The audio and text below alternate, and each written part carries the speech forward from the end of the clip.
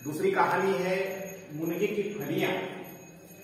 इसके लेखक हैं दामोदर यगो जोशी। तो यगो जोशी के संदर्भ में काफी सुंदर ढंग से उन्होंने मराठी कहानी में योगदान देने का प्रयत्न किया है। यशवंत गोपाल जोशी, जन्म 17 दिसंबर 1901 और उनकी मृत्यु 7 नवंबर 1905 में हुई है। कथाकार के रूप में अपनी पहली कहानी मराठी की शेवट्याच्या शेंगा से ही ख्याति उन्होंने अर्जित की। पुनर्भेट शीर्षक से 7 खंडों में प्रकाशित कहानी संकलन मराठी पाठकों में काफी लोकप्रिय रहे हैं।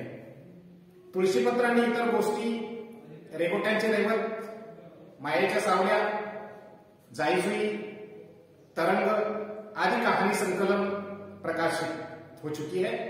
इसके अतिरिक्त पड़साद, होमकुंड, वहिनीच्या बांगड्या आदि उपन्यास तथा श्रीकांत, त्रिदोष आदि लघु उपन्यास भी काफी चर्चित रहे हैं। यगो जोशी की मुनगे की फलियां यह एक पारिवारिक समस्या को लेकर हमारे सामने आती है। काफी सुंदर ढंग से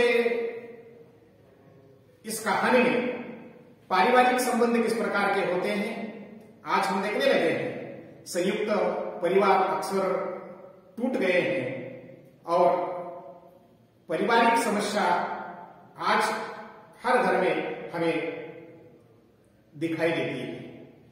तो मुनगे की फलियां परिवार को किस प्रकार जोड़ती है, यही यगो जोशी ने सिद्ध करने का प्रयास किया है।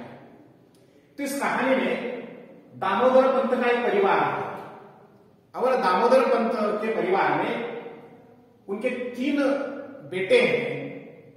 बड़ा बेटा है श्रीनिवास, दूसरा बेटा है नारायण और अमृत तीसरा बेटा है।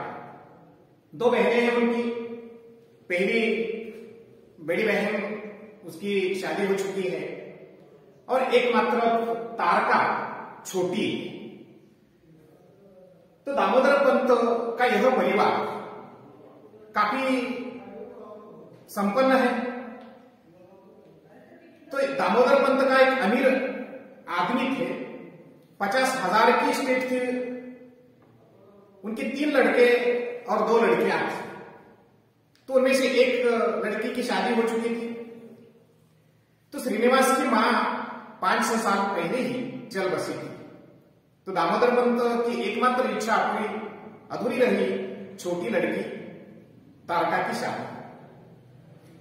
तो दामोदर पंत के 3 लड़कों की शादियां हो चुकी थी। दामोदर पंत ने अपनी वसीयत नहीं की थी, स्टेट बड़ी भारी थी। दामोदर पंत की अचानक मृत्यु से उनकी बहुओं को बड़ी दौड़ धूप करनी पड़ी थी। हर बहू कहती थी फला चीज मुझे अपने मायके से मिली थी। तो इसीलिए कायदे से वह केवल मेरी है। घर की कई चीजें बहुओं के मायके पहुंचने लगी। कई आभूषण छिपाए जाने लगे। लड़ाई जीतने पर जिस तरह लूट मच जाती है, ठीक उसी तरह की लूट खसोट घर में मच गई थी। दामोदर पंत के 3 लड़कों के नाम थे श्रीनिवास, नारायण और अमृत। तो इन तीनों के आपसी रिश्ते ठीक नहीं थे। सब लोग अलग होना चाहते थे, स्टेट का बंटवारा चाहते थे। इसलिए वे दामोदर पंत की मृत्यु की प्रतीक्षा में ही थे। तारका छोटी बहन सीधी सादी सुंदर लड़की थी। उम्र लगभग 14। उम्र के 8वें साल में ही उसे मातृवियोग का दुख सहना पड़ा था। तब से वह बहुत कम बोलने लगी। जो बातें मां से की जाती है वह अब किसी करे। मन की बातें मन में ही दबी रहने लगी। परिणाम स्वरूप वह खोई खोई सी रहने लगी। उसके स्वभाव में एक कुड़न सी आने लगी। मां के चले जाने पर तारका ने दामोदर पंत को बहुत परेशान किया। वह तरह तरह की जिद क्या करती थी। एक दिन उसने जिद की और कहा, आज आप मेरी बेनी गूंथो। दामोदर पंत ने पहले तो उसकी बात को टालने का प्रयास किया, लेकिन बालहट्ट के सामने अंततः उन्हें भी झुकना ही पड़ा था। अब तो दामोदर पंत ही नहीं रहे, अब वह किससे अपनी बातें कहे। इसीलिए इधर कुछ दिनों से वह गूंगी बनी रहती थी। तारका की मां ने केवल श्रीनिवास की शादी देखी थी। श्रीनिवास की शादी हुई और 1 साल के भीतर ही मां की मृत्यु हो गई। इसके बाद शेष दोनों भाइयों की शादियां हुई। प्रत्येक भाई की शादी में तारका खुश हो जाती है और कुछ दिन के बाद पछताती, क्योंकि शादी के समय अजनबी सी शर्मा की ननंद के रिश्ते से बड़े आदर के साथ बर्ताव करने वाली उसकी भाभी थोड़े ही दिन के बाद घर की मालकिन बन जाती और तारका को धमकाते हुए समझाती, आजकल मैं तुम्हें इस घर से विदा होना है, इसलिए इस घर के मामलों में मत दखल दिया करो। इस पर उसने अभी अपने भाइयों से उनकी शिकायत नहीं की, क्योंकि सब भाई अपनी अपनी पत्नी के ही समर्थक थे।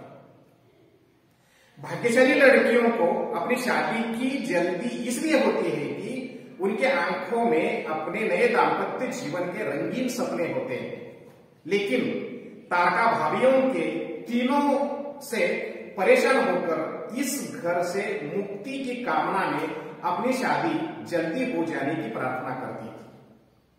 दामोदर पंत के चले जाने पर उनकी एक बड़ी सी तस्वीर दीवान खाने में लगाई थी। तारका कभी घर के माहौल को असह्य पाती, अपने पिता की तस्वीर से लिपट लिपट कर रोने लगती। पिता की मृत्यु के 7 दिन बाद ही सभी भाभीियों ने तय किया कि इसी समय स्टेट का बंटवारा किया जाए। श्रीनिवास, नारायण तथा अमृत ने अपने वृद्ध गरीब चाचाओं को बुलाया और उनके सामने स्टेट का बंटवारा किया। लेकिन तारका का क्या करे? शादी होने तक तारका किसके पास रहे? पैतृक घर श्रीनिवास के हिस्से में आया था। नारायण और अमृत ने नगद राशि लेकर घर छोड़ा था। परंपरा के अनुसार तारका को बड़े भाई श्रीनिवास के साथ रहना पड़ा था, लेकिन श्रीनिवास ने इसके लिए शर्त रखी कि अगर तारका को उसके साथ रहना है तो नारायण और अमृत के घर की दहलीज पर पांव नहीं रखेगी।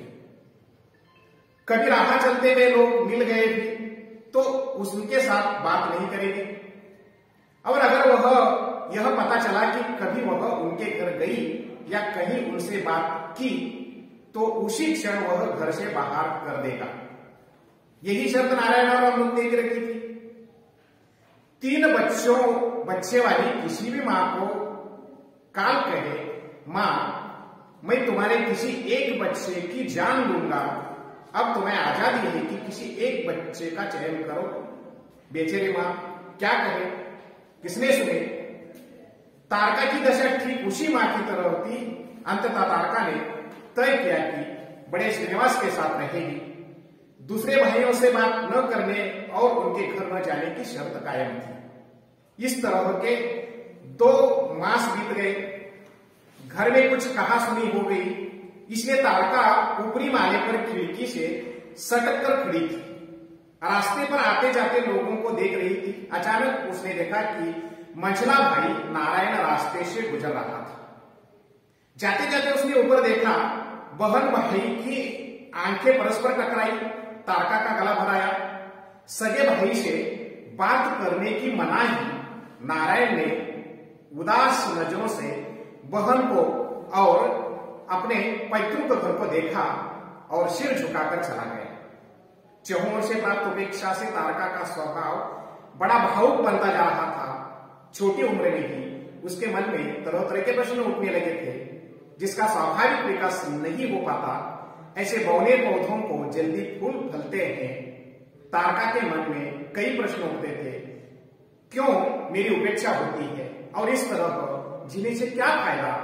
पराए घर की लड़कियां यहाँ आकर घर की मालकिन बन जाती है, मुझ पर शेखी बगाड़ती है और मैं उनकी दया के टुकड़ों पर पलती हूँ। और हमारे भाई वाह क्या कहने अपनी बहन की प्रतिष्ठा की, मान अपमान की इन्हें कोई परवाह नहीं।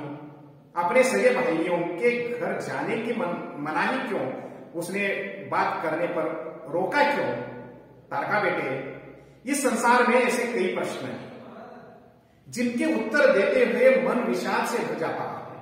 बस अपने आप को सांत्वना देने के लिए मान लो कि तुम्हारी तकदीर ही ऐसी है। दुख और विषाद भरे मन से तारका नीचे उतर गई। आंगन में कई तरह के फूलों के पौधे थे। उन्हीं में मुनगे का एक बड़ा सा पेड़ था। उस पेड़ के नीचे वो बैठ गई। उसकी पिछली यादें ताजा हो गई। जब मां थी तब इसी पेड़ के नीचे, अब केवल यादें। उसने मन में कुछ ठान लिया। वो घर के अंदर गई और एक बड़ी सी लाठी ले आई और उसने मुनगे की फलियां गिराने लगी। इतने में श्रीनिवास की पत्नी, उसकी भाभी, चिल्लाती हुई बाहर आई। ये क्या कर रही है? फलियां क्यों तोड़ रही है?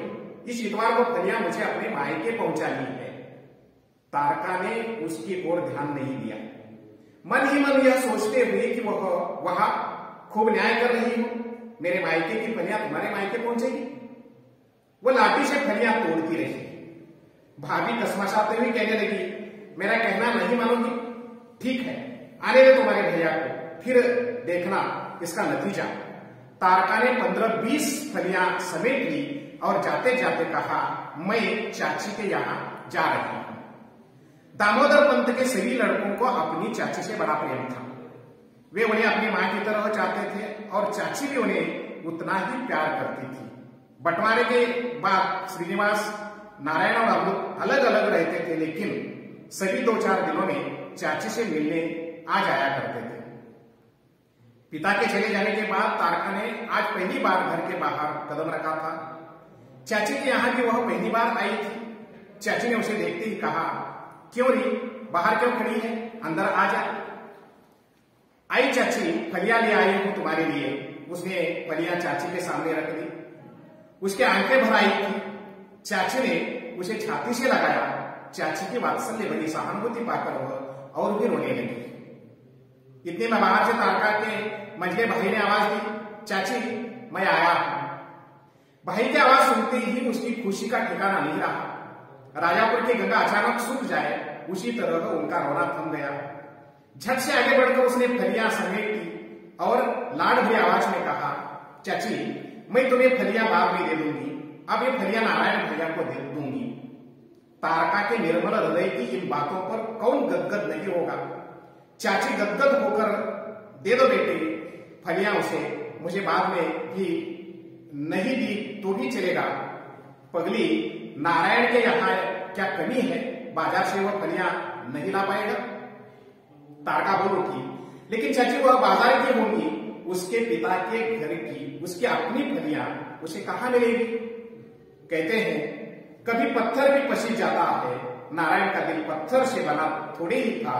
उसके आंखें भराई, उसने हाथ आगे बढ़ाए और फलियां ले ली। इसी समय सब छोटे भाई अमृत भी वहां गया। अब फलियों का बंटवारा होने लगा। तारका ने कहा, भैया तुम इनमें से आधी अपने पास रखो और आधी अमृत भैया को दो।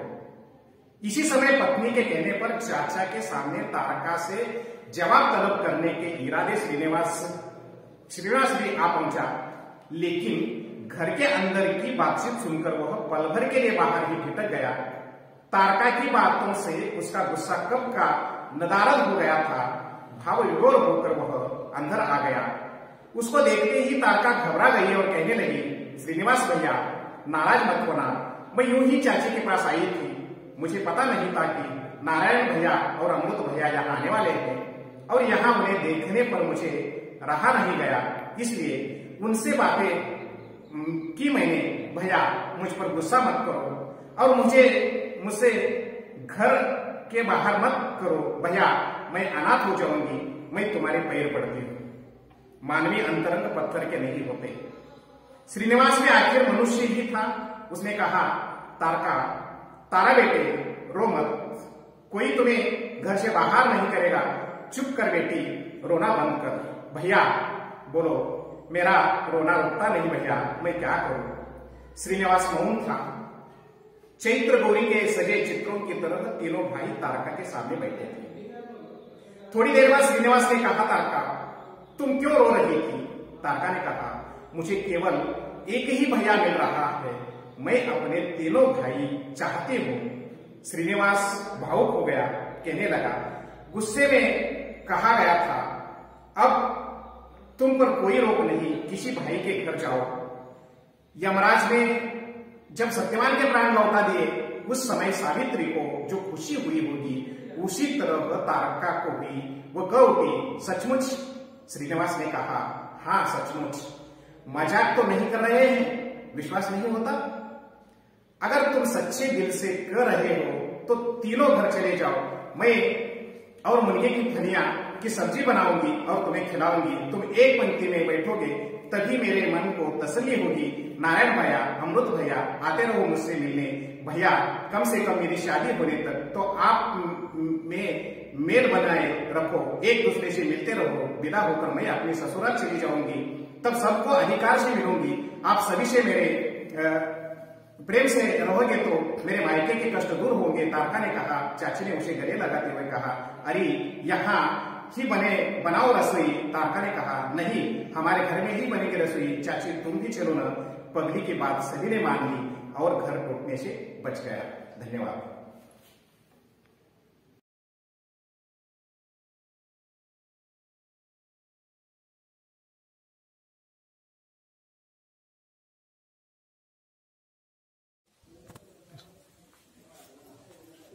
जवाहर कला विज्ञान व वाणिज्य महाविद्यालयातील सर्व विद्यार्थी बंधू भगिनींना विनंती की कोरोनाच्या पार्श्वभूमीवर आपले अध्ययन ऑनलाईन पद्धतीनं सुरू होत आहे, तेव्हा या ऑनलाईन पद्धतीच्या अध्ययनामध्ये आपल्या प्राध्यापकांनी आपल्या विषयाच्या व्याख्यानाचे व्हिडिओ करून ते ई गुरुजी या चॅनलवरती अपलोड करीत आहेत।